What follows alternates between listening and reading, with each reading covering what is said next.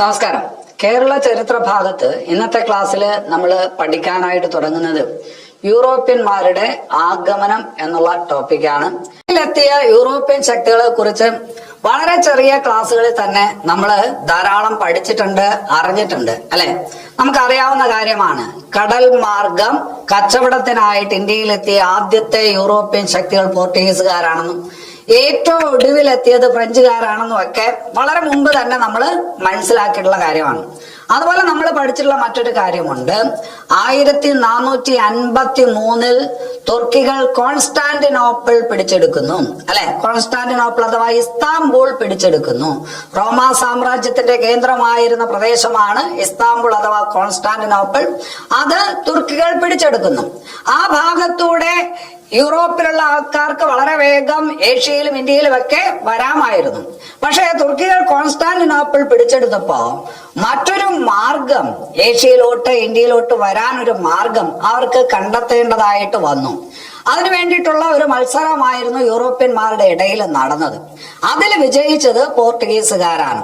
അതായത് ഇന്നത്തെ ആഫ്രിക്കയുടെ തെക്കേ അറ്റം എന്ന് പറയുമ്പോൾ ശുഭപ്രതീക്ഷ മുനമ്പ് അഥവാ കേപ്പ് ഓഫ് ഗുഡ് ഹോപ്പ്, ആ മുനമ്പ് ചുറ്റി ഏഷ്യയിലേക്ക് വരാനുള്ള കപ്പൽ മാർഗം, കടൽ മാർഗം കണ്ടെത്തിയതിൽ വിജയിച്ചത് പോർച്ചുഗീസുകാരാണ്.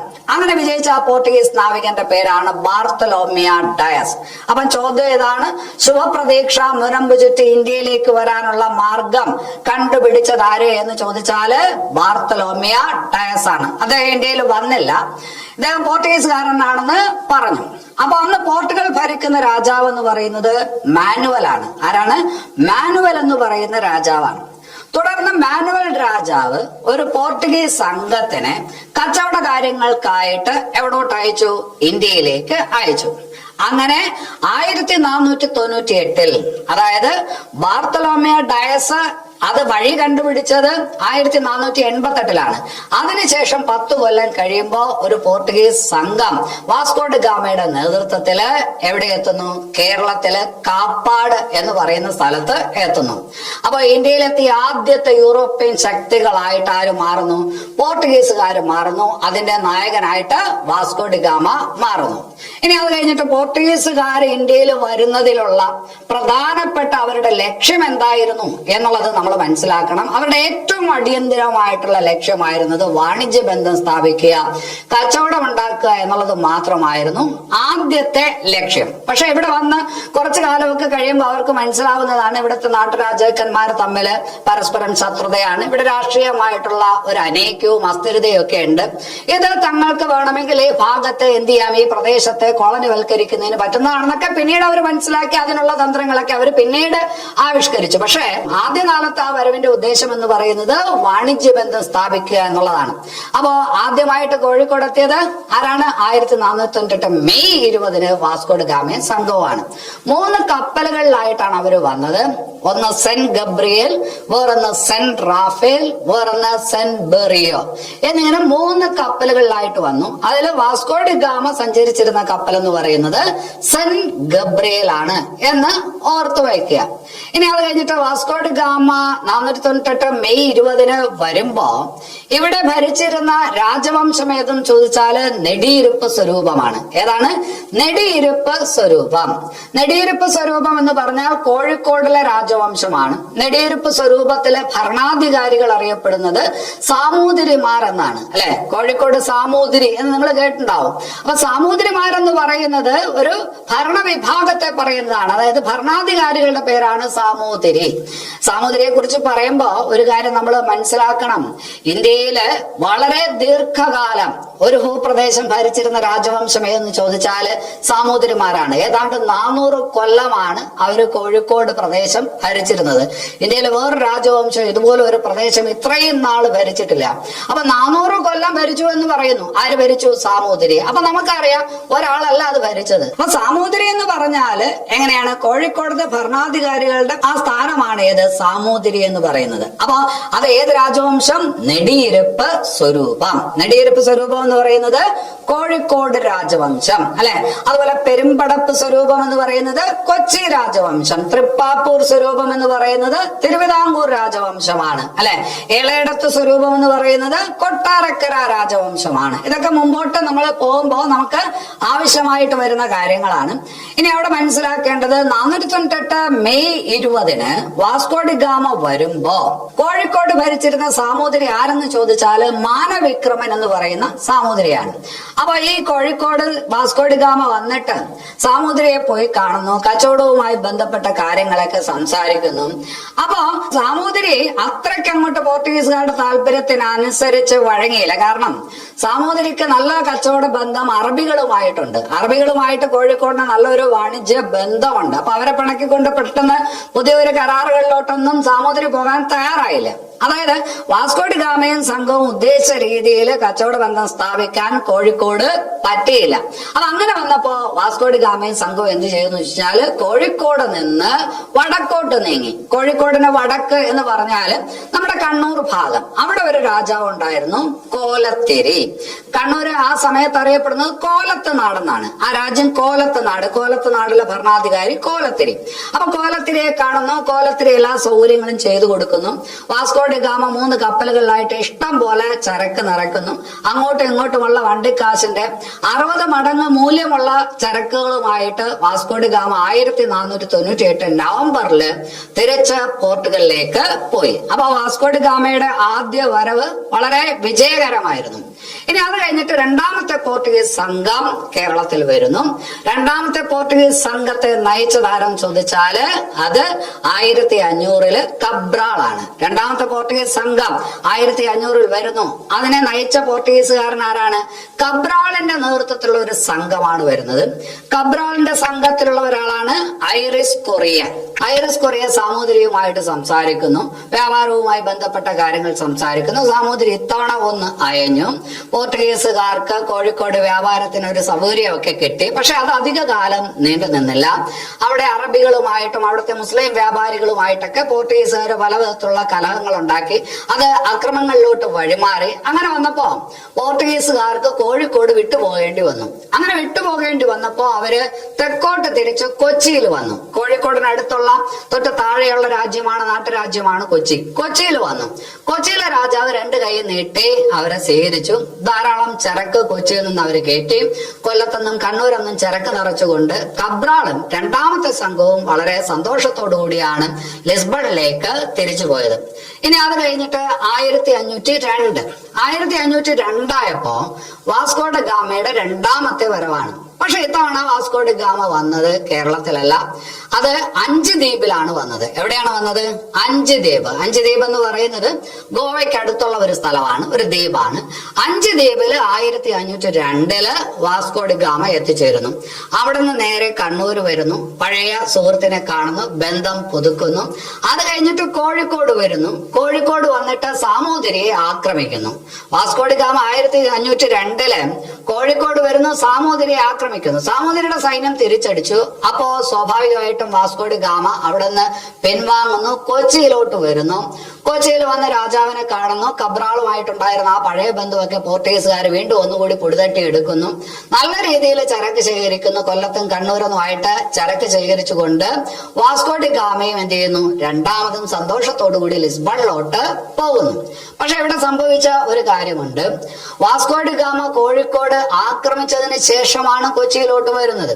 കൊച്ചിയിലെ രാജാവ് എന്ന് പറയുന്നത് ഈ സാമൂതിരി എന്ന് പറയുന്ന ശക്തനായിട്ടുള്ള രാജാവിന്റെ കീഴിലുള്ള സാമന്തനായിട്ടുള്ള ഒരു ഭരണാധികാരിയാണ്, രാജാവാണ്. അപ്പൊ സ്വാഭാവികമായിട്ടും അയാളെ ആക്രമിച്ചയാൾക്ക് എല്ലാ സൗകര്യം ചെയ്തു കൊടുത്ത കൊച്ചി രാജാവിനെ പാഠം പഠിപ്പിക്കണമെന്ന് സാമൂതിരി തീരുമാനിക്കുന്നു. സാമൂതിരി കൊച്ചിക്കെതിരെ സൈനിക ആക്രമണം സംഘടിപ്പിക്കുന്നു. കൊച്ചിയുടെ കയ്യിലുണ്ടായിരുന്ന പല പ്രദേശങ്ങളും സാമൂതിരി പിടിച്ചെടുക്കുന്നു. അങ്ങനെ കൊച്ചി പരുങ്ങലിലായിട്ട് നിൽക്കുമ്പോഴാണ് അടുത്ത പോർട്ടുഗീസ് സംഘം വരുന്നത്. ആ സംഘത്തെ നയിച്ചത് അൽബുക്കർക്കാണ്. ആരാണ്? അൽബുക്കർക്ക്. അതെന്നാണ് വരുന്നത്? 1503 വരുന്നത്. അപ്പോ കൊച്ചിയിൽ നിന്നും കുറച്ച് പ്രദേശങ്ങൾ സാമൂതിരി പിടിച്ചെടുത്തിരുന്നു. കൊച്ചി രാജാവ് വളരെ സങ്കടത്തിൽ കഴിയുന്ന സമയത്താണ് അൽബുക്കർക്ക് വരുന്നത്. അൽബുക്കർക്കും പോർട്ടുഗീസുകാരും സാമൂതിരി കൊച്ചിയിൽ നിന്ന് പിടിച്ചെടുത്ത പ്രദേശങ്ങളെല്ലാം വീണ്ടും യുദ്ധം ചെയ്ത് തിരിച്ചു പിടിച്ച് കൊച്ചി രാജാവിന് കൊടുത്തു. അപ്പൊ സ്വാഭാവികമായിട്ടും കൊച്ചി രാജാവ് സന്തോഷം കൊണ്ട് കണ്ണു നിറഞ്ഞു. ആ സന്തോഷത്തില് പോർട്ടുഗീസുകാർക്ക് ഒരു കോട്ട കെട്ടിക്കൊടുത്തു. സ്വന്തം കയ്യിൽ നിന്ന് പൈസ ഇട്ട് ഒരു കോട്ട ആര് കെട്ടിക്കൊടുത്തു? കൊച്ചി രാജാവ് പോർട്ടുഗീസുകാർക്ക് കെട്ടിക്കൊടുത്തു. ആ കോട്ടയാണ് പള്ളിപ്പുറം കോട്ട. പള്ളിപ്പുറം കോട്ട, പള്ളിപ്പുറം സ്ഥലത്തിന്റെ പേരാണ്. പള്ളിപ്പുറം കോട്ട കൊച്ചിയിലാണിത്, അല്ലെ? പക്ഷെ പോർട്ടുഗീസുകാർ ഇതിനിട്ട പേര് മാനുവൽ കോട്ട എന്നാണ്. കാരണം അവരുടെ രാജാവിന്റെ പേര് മാനുവൽ എന്നാണ്. മാനുവൽ കോട്ട എന്നാണ്. അപ്പം പള്ളിപ്പുറം കോട്ടയും മാനുവൽ കോട്ടയും ഒന്ന് തന്നെ. ചിലപ്പോൾ ചരിത്ര പുസ്തകങ്ങളിൽ വേറെയും പേരുകളിൽ ഈ കോട്ട പരാമർശിക്കപ്പെടും. ആയിക്കോട്ട, ആഴിക്കോട്ട, വൈപ്പിൻ കോട്ട, കൊച്ചി കോട്ട എന്നൊക്കെ പറയപ്പെടുന്നത് ഏത് കോട്ട തന്നെയാണ്? പള്ളിപ്പുറം കോട്ട തന്നെയാണ്. ഈ കോട്ടയ്ക്കുള്ള പ്രാധാന്യം എന്താണെന്ന് ചോദിച്ചാല്, ഇന്ത്യയില് യൂറോപ്യൻ ശക്തികൾ ആദ്യമായിട്ട് പണിത കോട്ട, അല്ലെ? പിന്നെ ഒരുപാട് കോട്ടകൾ കെട്ടിയിട്ടുണ്ടെങ്കിലും ഇന്ത്യയിലെ യൂറോപ്യൻ ശക്തികൾ ആദ്യമായിട്ട് കെട്ടിയ കോട്ട എന്ന് ചോദിച്ചാല് അത് പള്ളിപ്പുറം കോട്ടയാണ്. 1503 അൽബുക്കർക്ക് എവിടെ ഉണ്ടായിരുന്ന സമയത്താണ്. പള്ളിപ്പുറം കോട്ട വളരെ പ്രധാനപ്പെട്ടതാണ്, പഠിച്ച് വായിക്കണം. ഇപ്പൊ ഇവിടെ എന്ത് സംഭവിക്കുന്നു എന്ന് ചോദിച്ചാല്, പോർട്ടുഗീസുകാർക്ക് ഇന്ത്യയിൽ ചില പ്രദേശങ്ങളിലൊക്കെ ഒരു മേധാവിത്വം കിട്ടുന്നു, മേൽക്കോയ്മ കിട്ടുന്നു. അങ്ങനെ ഇരിക്കുന്ന ഒരു സാഹചര്യത്തിൽ പോർട്ടുഗലിലെ രാജാവ് ഇന്ത്യയിലേക്ക് ഒരു വൈസ്രോയെ അയക്കുന്നു. അങ്ങനെ എത്തുന്ന വൈസ്രോയി 1505 ഇന്ത്യയിലെത്തുന്ന വൈസ്രോയിയാണ് അൽമേഡ. അപ്പൊ പരീക്ഷയ്ക്ക് എപ്പോഴും ചോദിക്കുന്നത് ഇന്ത്യയിലെ ആദ്യത്തെ പോർട്ടുഗീസ് വൈസ്രോയി ആരെന്ന് ചോദിക്കും. അത് ഫ്രാൻസിസ്കോ ഡി അൽമേഡയാണ്. 1505 അൽമേഡ ഇവിടെ എത്തുന്നത്. അൽമേഡയുടെ കാലത്ത് പണിയിക്കപ്പെട്ട മറ്റൊരു പ്രധാനപ്പെട്ട കോട്ടയാണ് ഏഞ്ചലോ കോട്ട. ഏഞ്ചലോ കോട്ട എവിടെയെന്ന് ചോദിച്ചാൽ എവിടെയാണ്? കണ്ണൂരിലാണ്, അല്ലെ? പള്ളിപ്പുറം കോട്ട കൊച്ചിയിലാണ്. ഏഞ്ചലോ കോട്ട എവിടെയെന്ന് ചോദിച്ചാല് അത് കണ്ണൂരാണ്. അപ്പോ ഇന്ത്യയിലെ ആദ്യത്തെ പോർട്ടുഗീസ് വൈസ്രോയി അൽമേഡ. ഇനി അത് കഴിഞ്ഞിട്ട് അൽമേഡയുടെ കാലത്ത് ചില പ്രധാനപ്പെട്ട കാര്യങ്ങളുണ്ടായി. അതില് ഒരു പ്രധാനപ്പെട്ടതാണ് ഏത്? ബ്ലൂ വാട്ടർ പോളിസി, നീല ജല നയം. ബ്ലൂ വാട്ടർ പോളിസി എന്താണത്? നമുക്ക് ഇന്ത്യയുടെ ഭൂപടം നിങ്ങൾ നോക്കുമ്പോ ഇന്ത്യയുടെ 3 ഭാഗത്തും എന്താണ്? സമുദ്രമാണ്, അല്ലെ? അപ്പൊ ഇന്ത്യയിൽ ആധിപത്യം സ്ഥാപിക്കണമെങ്കിൽ, പോർട്ടുഗീസുകാർക്ക് ഇന്ത്യയിൽ ആധിപത്യം സ്ഥാപിക്കണമെങ്കിൽ ആദ്യം സമുദ്രത്തിൽ ആധിപത്യം സ്ഥാപിക്കാനായിട്ട് പറ്റണം. അതിനു വേണ്ടിയിട്ട് അൽമേഡ ശ്രമിച്ചു. അതിനു വേണ്ടിയിട്ടുള്ള പദ്ധതികൾ ഒരുക്കി. ആ പദ്ധതിയാണ് ഏത്? ബ്ലൂ വാട്ടർ പോളിസി എന്നറിയപ്പെടുന്നത്. അപ്പൊ ഇന്ത്യയിൽ ആധിപത്യം സ്ഥാപിക്കുന്നതിന് സമുദ്രത്തിൽ ആധിപത്യം ഉണ്ടാക്കുക എന്ന ഉദ്ദേശത്തോടു കൂടി നടപ്പിലാക്കിയ പദ്ധതിയാണ് ഏത്? Blue water policy. ഇവിടെ വേറൊരു കാര്യം കൂടി നിങ്ങൾ മനസ്സിലാക്കണം. പോർട്ടുഗീസുകാര് ഇന്ത്യൻ സമുദ്രത്തിൽ ഏർപ്പെടുത്തിയിരുന്ന നാവിക പാസ് സംവിധാനം, അതാണ് കാർട്ടസ്, അല്ലെ? ഇന്ന് മണ്ണ് കൊണ്ടുപോകാനൊക്കെ പാസ് എന്ന് പറയുന്ന ഒരു സംവിധാനമുണ്ട്. അതുപോലെ തന്നെ കാർട്ടസ് എന്ന് പറയുന്ന പാസ് സംവിധാനം ഇന്ത്യൻ മഹാസമുദ്രത്തിൽ നടപ്പിലാക്കിയ യൂറോപ്യൻ ശക്തികൾ ആരെന്ന് ചോദിച്ചാല് അത് പോർട്ടുഗീസുകാരാണ്. എന്താണ് കാർട്ടസ് എന്ന് ചോദിച്ചാല്, മറ്റു വിദേശ രാജ്യങ്ങൾ ഏതെങ്കിലും തരത്തിൽ ഇന്ത്യയുമായിട്ട് വ്യാപാര വാണിജ്യ ബന്ധം സ്ഥാപിക്കുന്നത് തടയുക എന്ന ഉദ്ദേശത്തോടു കൂടി പോർച്ചുഗീസുകാർ ഇന്ത്യൻ സമുദ്രത്തിൽ നടപ്പിലാക്കിയ പദ്ധതിയാണ് കാർട്ടസ് എന്ന് പറയുന്ന പാസ് സംവിധാനം. അപ്പൊ ഏതെങ്കിലും വിദേശ കപ്പലുകൾ ഇന്ത്യൻ സമുദ്രത്തിൽ വന്നാൽ പോർച്ചുഗീസുകാർ കൈ കാണിക്കും, എവിടെ പോകുന്നു, എന്തിനു പോകുന്നു പോലുള്ള കാര്യങ്ങൾ അന്വേഷിക്കും. ദോഷകരമല്ലെങ്കിൽ അവർക്ക് പാസ് കൊടുത്ത് വിടും. അപ്പൊ പാസ്സില്ലാതെ ഇങ്ങോട്ട് വന്നാല് പോർച്ചുഗീസുകാർ പിടിച്ചെടുക്കും. പിടിച്ചെടുത്ത് കഴിഞ്ഞാല് അത് നശിപ്പിക്കും, അല്ലെങ്കിൽ അതിലുള്ള ആൾക്കാരെയൊക്കെ അടിമകളാക്കി മാറ്റും. അപ്പൊ അതാണ് കാർട്ടസ് എന്ന് പറയുന്ന സമ്പ്രദായം. അപ്പൊ അൽമേഡ, ഏഞ്ചലോ കോട്ട, ബ്ലൂ വാട്ടർ പോളിസി, അല്ലെ? 1505 അൽമേഡ വന്നതെന്ന് പറഞ്ഞു. അദ്ദേഹം വൈസ്രോയി ആയിട്ട് ഇനിയും കുറച്ചു കാലം ഇരിക്കാമായിരുന്നു. എന്തോ അദ്ദേഹത്തിന് മടുത്തു. 1509 ആയപ്പോ അദ്ദേഹം വൈസ്രോയി പദം ഉപേക്ഷിച്ചിട്ട് എവിടോട്ട് പോയി? പോർട്ടുഗലിലോട്ട്, ലിസ്ബണിലോട്ട് പോയി. അപ്പൊ പുതിയ വൈസ്രോയി വന്നതല്ല, ഇവിടെ തന്നെ ഉണ്ടായിരുന്നു. പുതിയ വൈസ്രോയി ആരാണ്? അൽബുക്കർക്കാണ്. 1503 തന്നെ അൽബുക്കർക്ക് വന്നിരുന്നു. അൽബുക്കർക്ക് എവിടെ ഉണ്ടായിരുന്നു?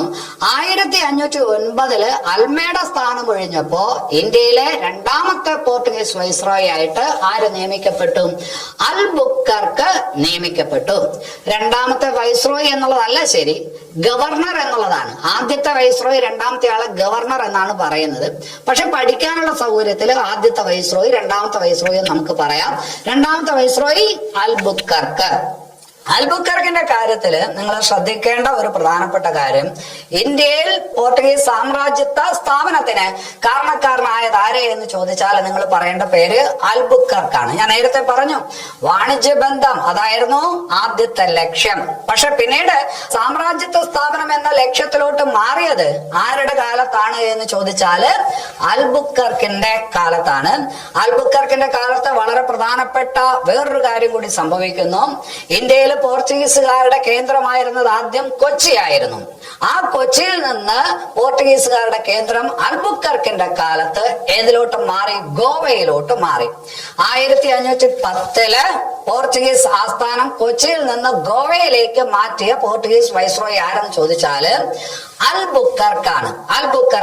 ആ ഗോവ പിടിച്ചെടുത്തതാണ്, പോർട്ടുഗീസുകാർ പിടിച്ചെടുത്തതാണ്. ബിജാപൂർ എന്ന് പറയുന്ന ബിജാപൂർ സുൽത്താനിൽ നിന്ന് ഗോവ പിടിച്ചെടുത്തത് പോർട്ടുഗീസുകാരാണ്. ആ ഗോവയിലാണ് ഇപ്പൊ എന്ത് ചെയ്യുന്നത്? പോർച്ചുഗീസുകാരുടെ ആസ്ഥാനം ഉണ്ടാക്കുന്നത്. എവിടെന്ന്? കൊച്ചിയിൽ നിന്ന് ഗോവയിലോട്ട് മാറ്റുന്നത് 1510. അപ്പോ ഗോവ പിടിച്ചെടുത്തത് പോർട്ടുഗീസുകാർ ആരിൽ നിന്നാണെന്ന് ചോദിച്ചാൽ ബിജാപൂർ സുൽത്താനിൽ നിന്നാണ്. ഈ കാര്യം വേറൊരു സ്ഥലത്ത് നമുക്ക് ആവശ്യം വരും, മുമ്പോട്ട് പോകുമ്പോൾ അത് പറയാം. ഇനി അത് കഴിഞ്ഞിട്ട് അൽബുക്കർക്കിന്റെ കാര്യത്തിൽ വളരെ പ്രധാനപ്പെട്ട ഒരു കാര്യമുണ്ട്, മിക്സഡ് കോളനി സിസ്റ്റം. സമ്മിശ്ര സങ്കേതങ്ങൾ, സമ്മിശ്ര വാസവ്യവസ്ഥ അല്ലെങ്കിൽ സമ്മിശ്ര സങ്കേതങ്ങൾ, മിക്സഡ് കോളനി സിസ്റ്റം ഇന്ത്യയിൽ നടപ്പിലാക്കിയ പോർട്ടുഗീസ് വൈസ്രോയി ആര് എന്ന് ചോദിച്ചാൽ അൽബുക്കർക്ക് എന്ന് വേണം പറയാൻ. ബ്ലൂ വാട്ടർ പോളിസി എന്ന് നമുക്ക് മനസ്സിലായി. എന്താണ് മിക്സഡ് കോളനി സിസ്റ്റം എന്ന് ചോദിച്ചാല്, അൽബുക്കർക്ക് അദ്ദേഹത്തിന്റെ പട്ടാളക്കാരോട്, പോർട്ടുഗീസുകാരായിട്ടുള്ള പട്ടാളക്കാരോട് പറഞ്ഞു, ഇന്ത്യയിൽ നിന്ന് വിവാഹം കഴിക്കുക, ഇന്ത്യയിലെ സ്ത്രീകളെ വിവാഹം കഴിക്കുക. ഇന്ത്യയിലെ സ്ത്രീകളെ വിവാഹം കഴിക്കുമ്പോഴത്തേക്കും ഇന്ത്യയിൽ അളിയനും അച്ഛമ്പയും ബന്ധുക്കളും ഒക്കെ ആവും, അല്ലെ? പിന്നെ അത് കഴിഞ്ഞിട്ട് മക്കളും ഒക്കെ ആവും. അപ്പോ സ്വാഭാവികമായിട്ടും പോർട്ടുഗീസുകാര് ഇന്ത്യയിൽ നിന്ന് വിവാഹം കഴിച്ചാൽ പോർട്ടുഗീസുകാർക്ക് അനുകൂലമായി ചിന്തിക്കുന്ന ഒരു ജനവിഭാഗം പതുക്കെ ഇന്ത്യയിൽ രൂപം കൊള്ളും. അത് പിന്നീട് ഏതാണ്? സാമ്രാജ്യത്വ സ്ഥാപനത്തിന് സഹായിക്കുകയും ചെയ്യും.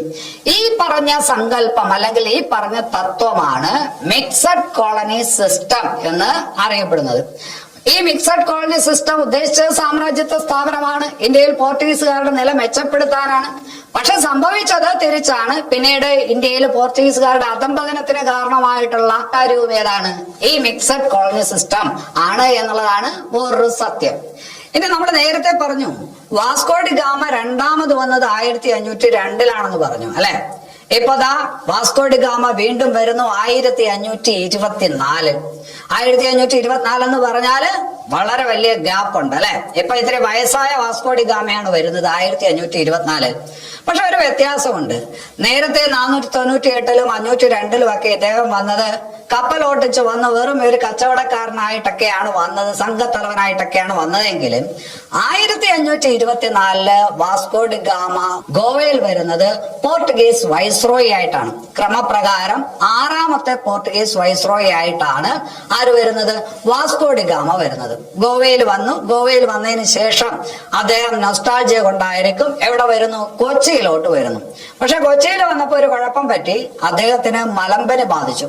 മലമ്പനി ബാധിച്ച് കൊച്ചിയിൽ വെച്ച് ആര് മരിക്കുന്നു? വാസ്കോ ഡി ഗാമ മരിക്കുന്നു. വാസ്കോ ഡി ഗാമ മരിക്കുന്ന അദ്ദേഹം വന്ന അതേ വർഷമാണ് 1524.